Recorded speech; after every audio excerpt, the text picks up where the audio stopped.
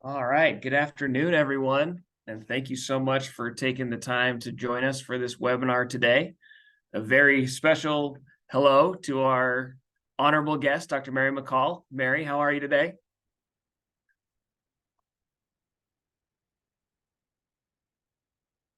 I think you're on mute there, Mary.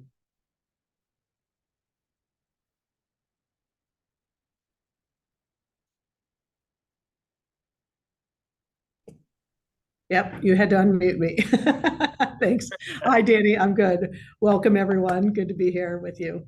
Yeah, just so everyone knows, we are recording the meeting today. So if you have to jump off at any point or want to revisit the things that are discussed or want to share it with any family or friends, we'll be sending it out probably next week sometime. So there will be a recording made available. But very excited to bring to you today this topic of discovering and upholding your values as it relates to decisions around care and housing as we age, something that impacts all of us either directly or indirectly, maybe with family members or maybe with our own lives. It's something that we don't always talk about or know where to turn. And so that's why we're so grateful to have experts like Mary that come here to share her expertise with us and give us some insights into this topic. So we will be leaving some time for questions and answers at the end of the webinar. For our compliance reasons, the way it'll be facilitated is if you could email me the question. So hopefully on the screen there, you can see my email address, which is danny.kellogg@lpl.com. So as questions come up throughout the webinar, please feel free to email them my way. I'll be monitoring my inbox and then directing them to Mary so we can facilitate a nice discussion after her presentation as well. So I'll put this screen back up at the end just so everyone has the email, but those are kind of the logistics of it. So without any further ado, Mary, why don't I turn it over to you? And All right. Thank you so much.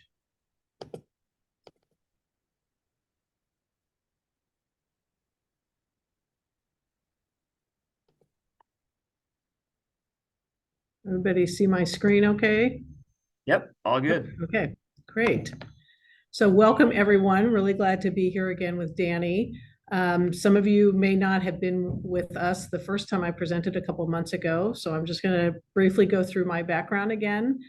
I earned a PhD in Human Development and Aging from UC San Francisco. I'm a certified advanced care planning facilitator, which is conversations about choosing a healthcare agent or making healthcare decisions.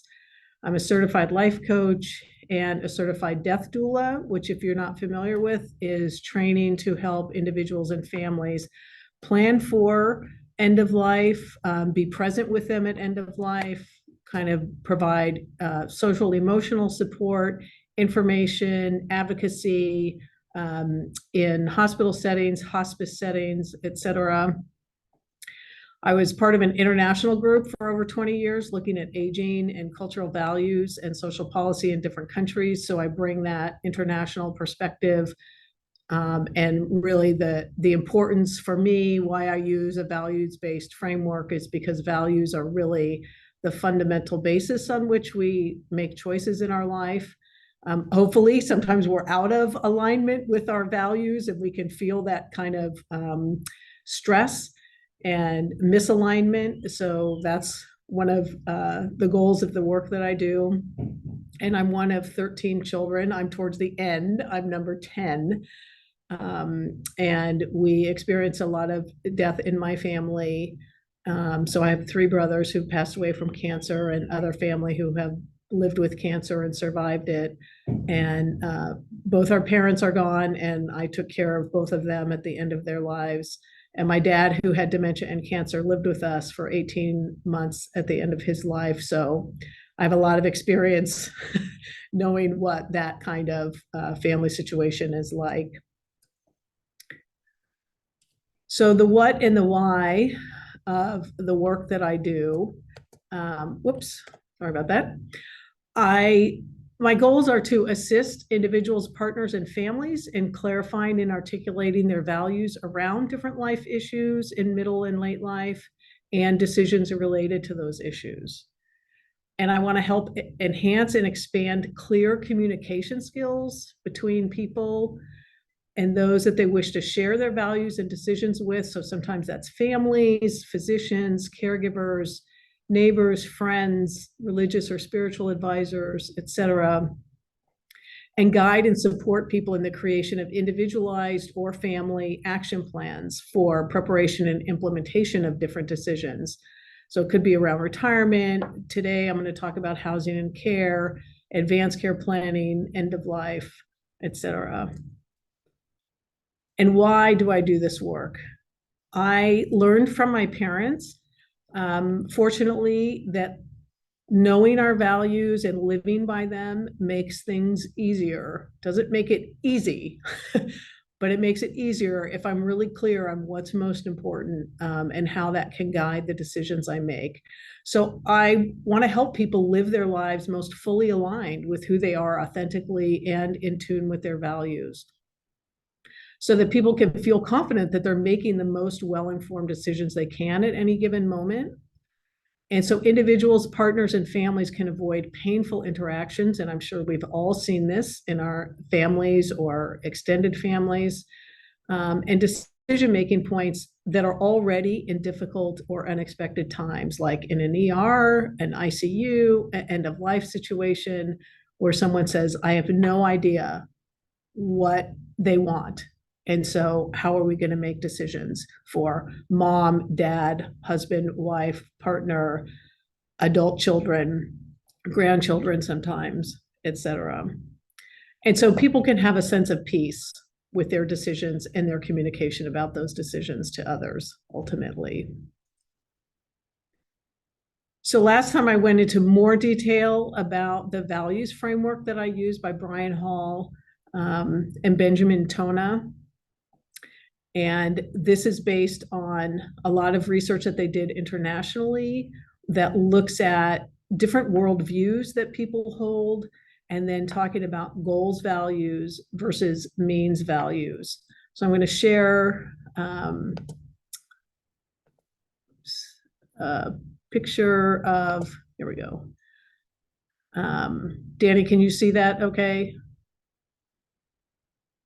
Still showing your values framework by Altana. Okay. Should stop share and then go back to share screen. We'll go here. Okay. It's loading, it says. There we go. Okay, great. So this is the map that Hall and Tona put together.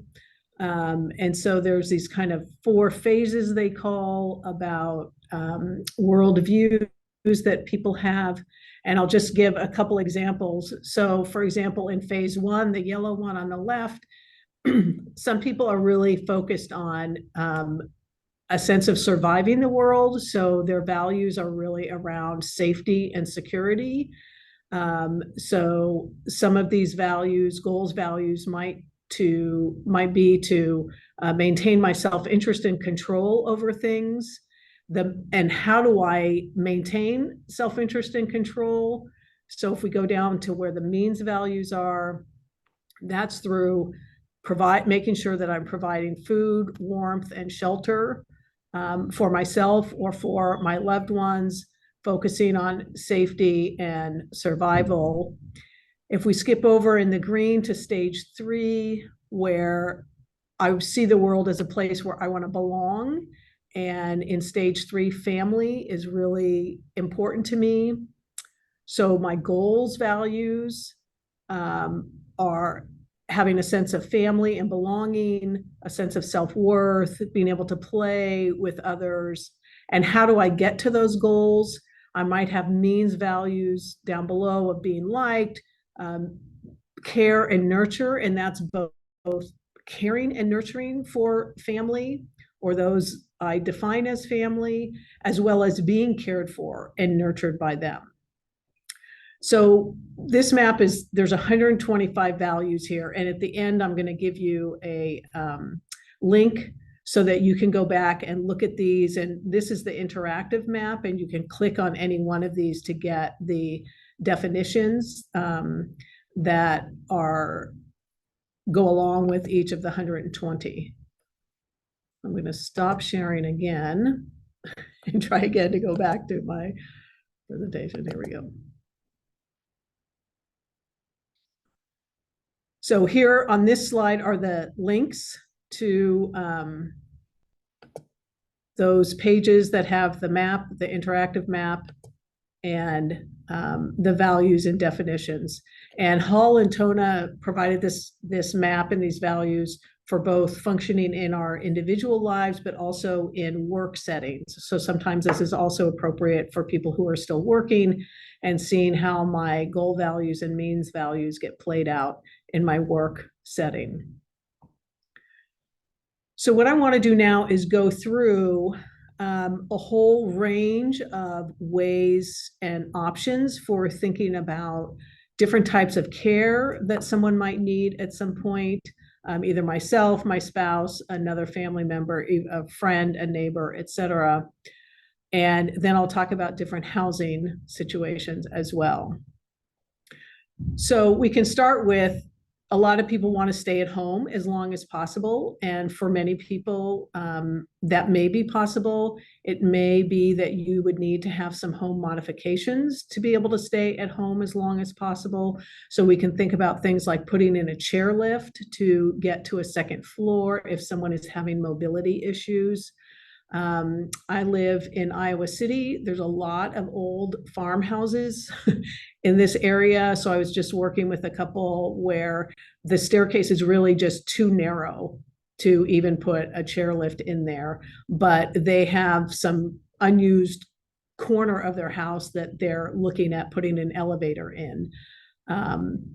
So one option is to think about if someone was going to be cared for at home, if, for example, is there an accessible bathroom on the first floor? Is there space where a hospital bed could be placed, etc. So there are people who do this that will come to your home and say, here are things that you can put in. Some of us start, like myself, even with basic things like putting grab bars in.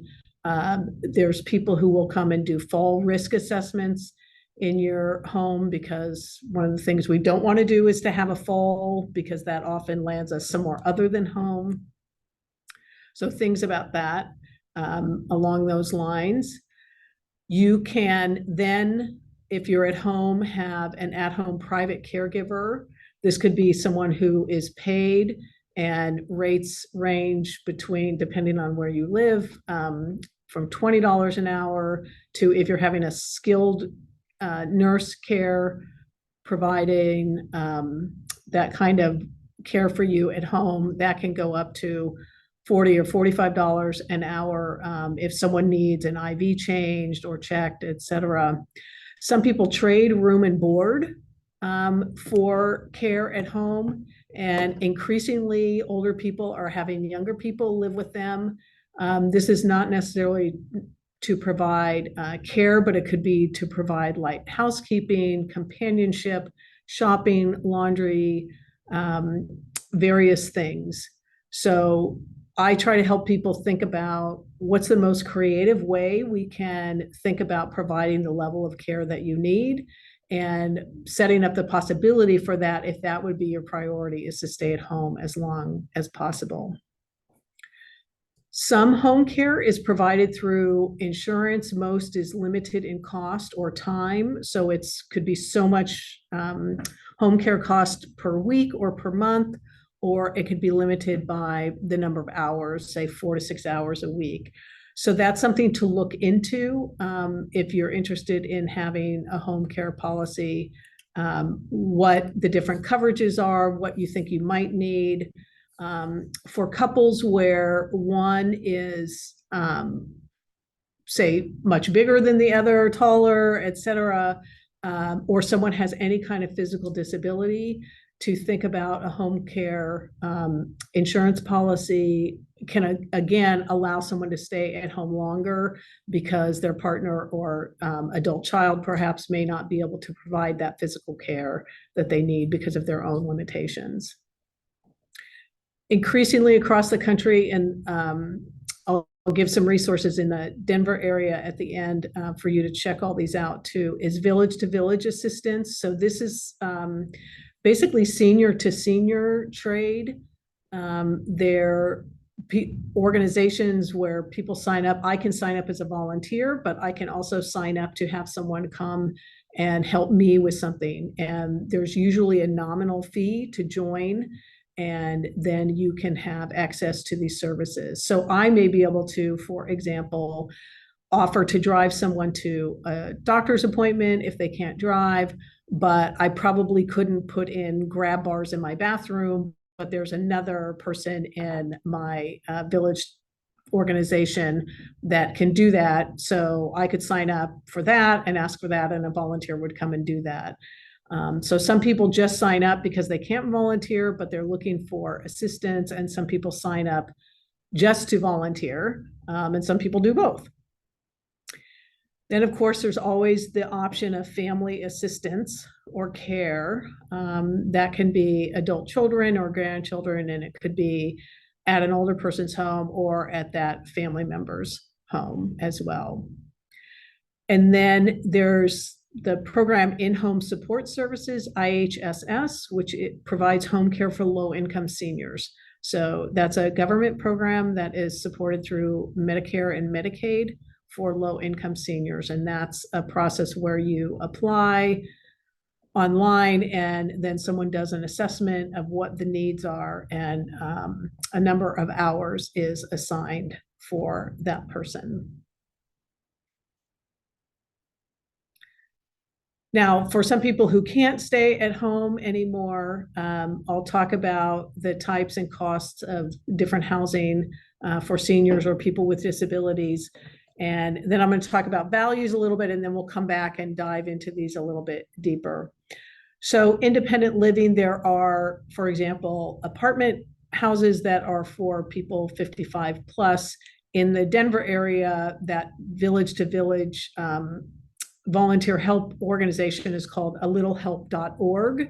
And there's a link to that. In Iowa City, the organization is called Trail. So that's why that reference is there, which is not going to make any sense probably if you don't live in Iowa City.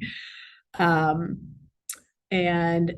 then we have assisted living facilities, and assisted living facilities provide assistance with what we call ADLs, activities of daily living. So that can be getting dressed in the morning. It could be taking medications. It could be bathing.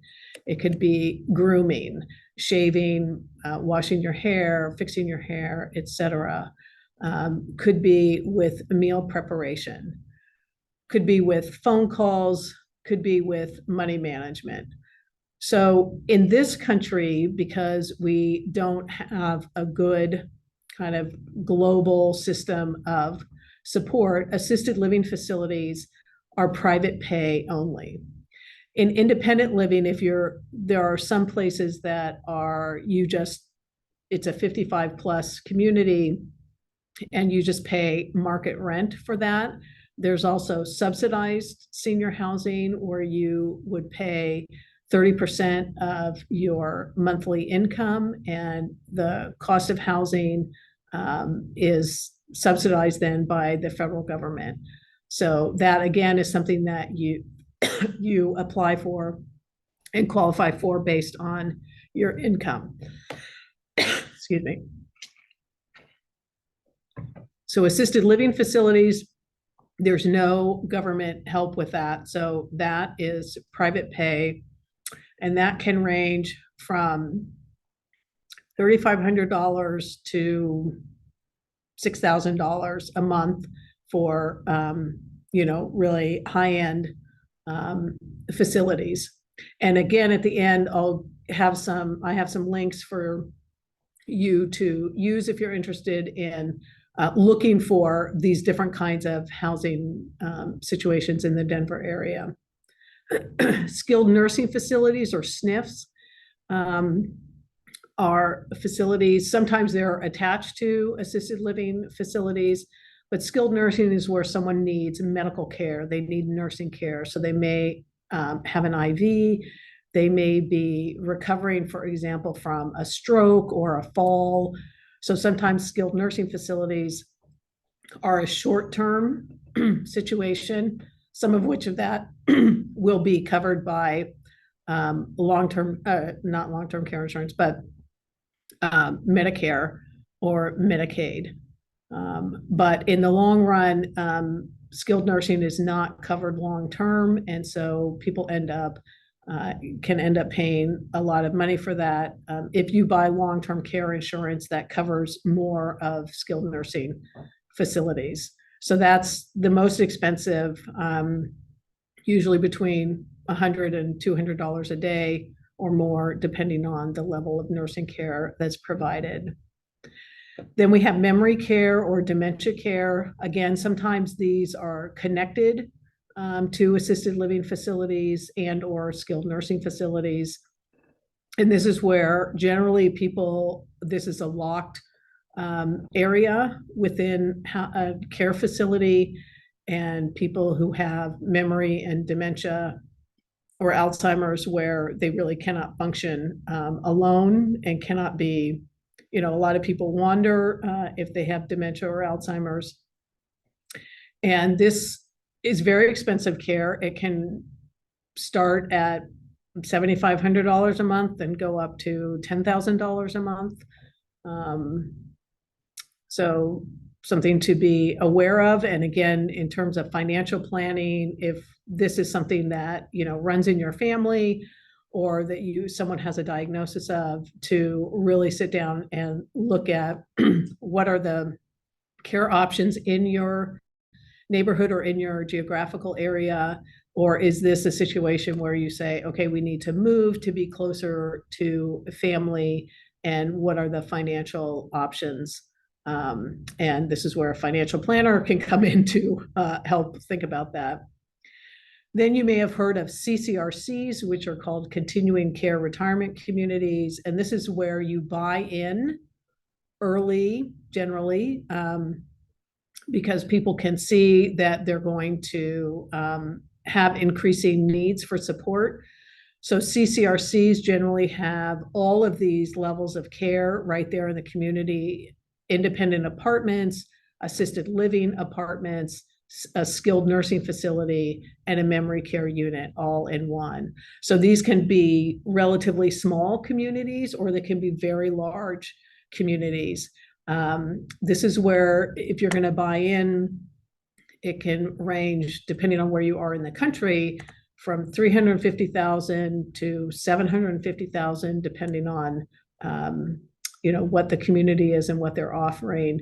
And then you pay a monthly fee. And what this means is that whatever level of care you're going to need, that will be included. So you can stay in your independent living apartment oftentimes and start to receive some of the assisted living services. If you have a fall or an illness and you need to be in the skilled nursing facility, you would be there kind of on the same campus, and then potentially go back to your independent living apartment, or perhaps transfer to an assisted living section of the campus. And then if someone needs memory care, again, that's all kind of in the same area. So this is expensive to get into, but it also then allows people to stay in one place and receive the different levels of care that they might need. Board and care facilities tend to be small. They tend to be much more home-like. It might be only 6 or 8 people with a director and then some care providers. And board and care often will provide the different kinds of care and different levels of care, from assisted living to skilled nursing to memory care. But again, it's in a much more home-like environment. And board and care, is depending on their size and the different levels of care that they provide, can range from $3,500 to $5,000 a month. So it's really important to look at these different options, to go and visit and see what do they feel like. And I'll talk more about this when I talk about the values part. Congregate living is a term that was developed where people live together in a home, and they share activities, they share responsibilities. Again, this is likely to be in a home, and it might be 3 to 5 people living together, and they might pool their resources for living expenses, food, rent, or mortgage, utilities, etc., and then potentially shared cost of any kind of home help that people might start to need. So this is often a choice for single women who don't have family nearby, or who don't want to be living with their family, so they may live with a group of women in a home and share costs until one or more of them need a higher level of care that they cannot provide in that housing situation. So congregate living tends to be kind of a relatively short-term situation until needs change for people who are living there. And then co-housing is an interesting, relatively new phenomenon in the United States, although it's much more common in many European countries. And this is where people come together in small communities. They may buy land together, they may build houses together. Some people own their own home, some people own the home, but not the land. There's a lot of shared activities and shared decision-making. There's often a shared kitchen and gathering space, but people have their independent living space. Some co-housing places are really just for people over the age of 55. Some co-housing places are multi-generational, so there's families with young children living there, as well as retired people. And Hearthstone co-housing is a resource in the Denver area that lists other co-housing places. So you can use that link to explore those if that's something that you're interested in as well. So what kinds of values come up for you when you think about care or housing? These are some of the very typical ones, right? I want to maintain my independence as long as possible. That's a really important value for me. So how can that value guide the decision-making that you're maybe facing? So if I want to stay as independent as possible, then do I want to invest time and resources into creating a home environment where I can stay as independent as possible? Do I want to move into a continuing care retirement place where I'm still independent, but I know that I will only get the increasing level of care that I need as time goes by, and that I can maximize my independence in that way? If mutual support is a really important value for me, then does that mean choosing to live close to adult children, or to live in co-housing where there's mutual support, to create a neighborhood network of people where I feel like I can provide for them and they can provide for me? Creativity. So for some people, creativity is a super important value, the way that they want to be in the world, something that brings them joy and peace, and relief from maybe caregiving. And so how do we help you create a space in your house, in your life, for your creative pursuits? So I've worked with people to set up art rooms in their homes, that get their quilting room in order because they're taking care of a spouse and they really need that space to be able to have those creative outlets. Socialization for some people, they want to live in a big environment where there's a lot of people and a lot of activities going on. For other people, privacy and solitude is really important. So they may want to be in a board and care home, or a place where I can just have my own space and I don't have to participate in anything that I don't want to. So we can think of any one of these values and how they might be important to us, and how they might relate back to the kind of housing or care option that we might want to think about for ourselves. And then another important question for people is, are these values for you and your choices, or are they choices for someone else or by someone else? So are you making choices perhaps for a spouse or a family member? And what does it mean if their values are different from yours? And so how do we weigh those and understand those and have conversations about those so that I'm supporting my husband and in what's important to him in a way that feels genuine to me and authentically supportive of him, even if that's not the choice I would necessarily make for myself. Or if I'm the person where choices are being made for me by someone, could be an adult child, could be an older parent, could be a spouse or partner, then how do I understand my own values and hopefully be able to articulate those to someone who might be making those choices for me? So we can go back to these different kinds of housing. And I talked a little bit about this, but we can think about, right, if independence is really important, then some kind of independent living situation might be appropriate. Again, in the work that I do, it's very individualized because everyone's situation is different. Your financial resources are different. Your support system might be different. You may have a lot of support to enable you to stay in your home as long as possible, and you might have no real local support to help you do that. So is there an organization in your community that you could connect with? Is there other research that needs to be done to look around at what different options there are? What kinds of assisted living facilities might be available? And is that a financial option or not? So that's the kind of taking the values into these kinds of situations is important to do some research on what the different options are, some reflection on what values, and I really encourage people, hopefully 5 to 7 years before you think you might need this, because we never know if we're going to need this or not, is to take some field trips and to go visit different places in areas where you think you might want to live. For some people, if you're still working, you may say, well, when we retire, we're moving to Arizona. So the next time you go to Arizona, do some field trips to different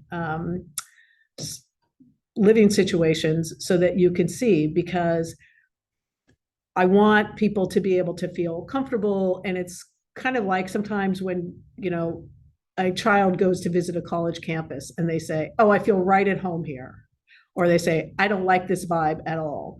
It's pretty much the same if you go and look at senior housing. You can go and say, oh, this feels really nice. This feels like a fit with me, or this is not me at all. And the only way you're going to find that out is by going to visit. So doing some research, looking at your finances, talking with family, friends, people in your community who have experience with this, religious or spiritual advisors. For some people, like my mother, it was really important that she live in a place that provided religious services on site. And so that was an important value that we considered when we were looking at places for her and my dad to live.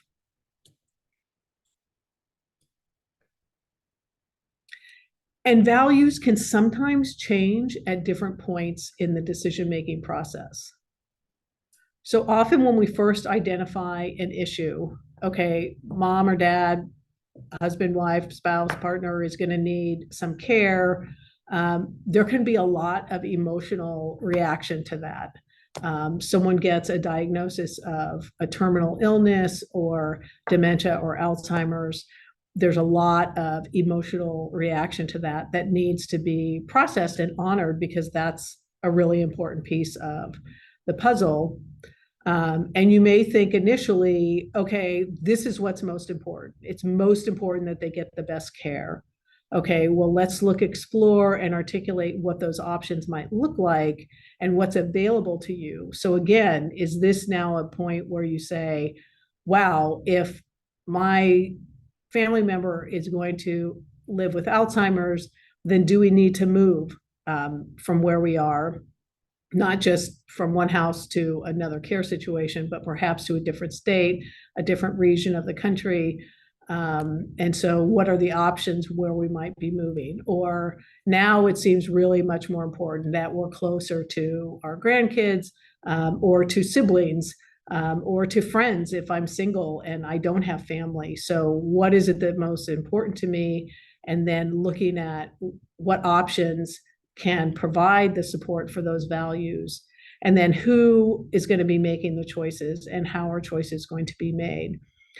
Again, this is why I try to do the work I do up front, is so that people are not making choices when dad has fallen. Now we discover how bad mom's dementia is, and he can't take care of her. She cannot be at home alone, and now it's a crisis situation.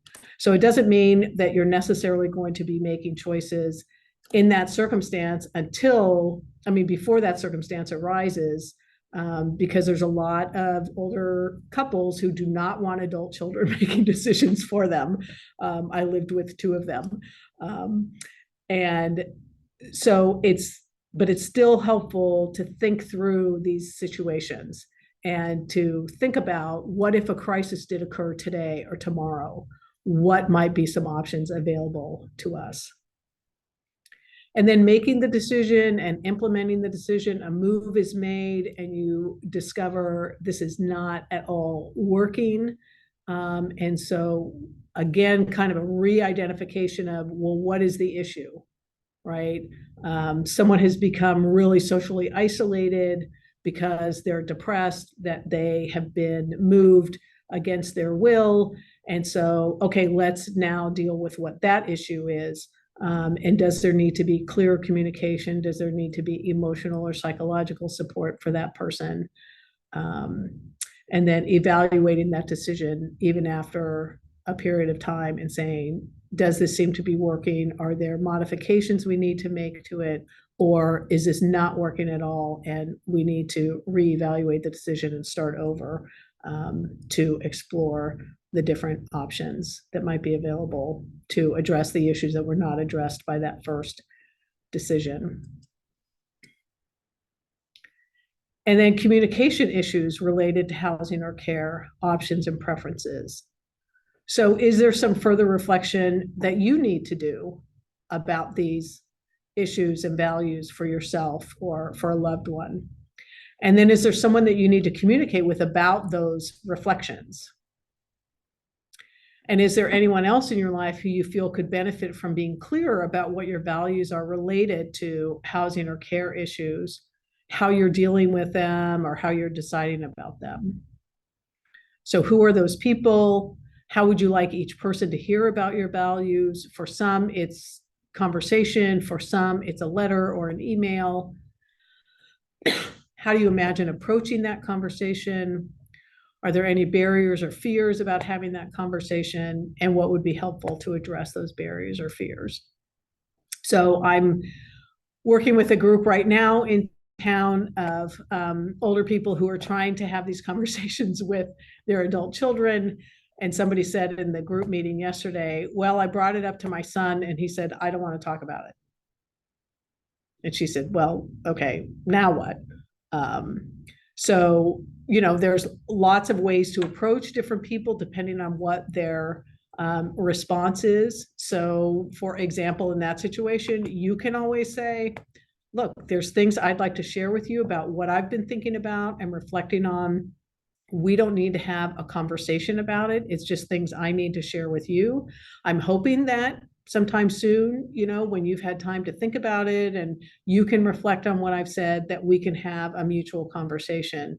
But you always have the right to share something you want to share, and then hopefully be able to do that without having some expectation of them responding, but creating a space for you to say what you need to say, for them to hear it, and then giving them time and space to respond when they're ready and to come back and revisit the issue. So here are some online resources to begin research. So caring.com, this is independent living in Denver. Senior Housing Net is another place that outlines a lot of senior living places in Denver. Same with 55places.com and Sunlight Living. And then A Place for Mom is a national website where you can get recommendations for board and care, assisted living, skilled nursing, CCRCs, all of those in just about any place in the country. So those are some resources to help you get started.